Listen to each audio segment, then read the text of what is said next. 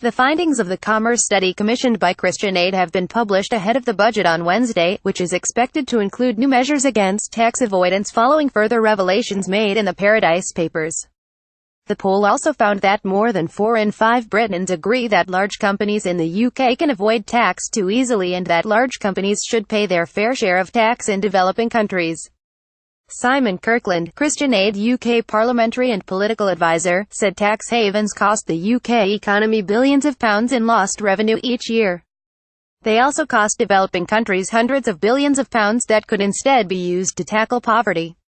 But government appears to have developed a tin ear to overwhelming public opinion. It appears to be complacent on the issue and has introduced measures that are often too little too late. Christian Aid has called for immediate action from the government. It suggested that ministers insist that companies publish the taxes they pay in every country they are represented in. It's a rule that the government had the authority to put into place in June 2016, but have done very little to make it a reality.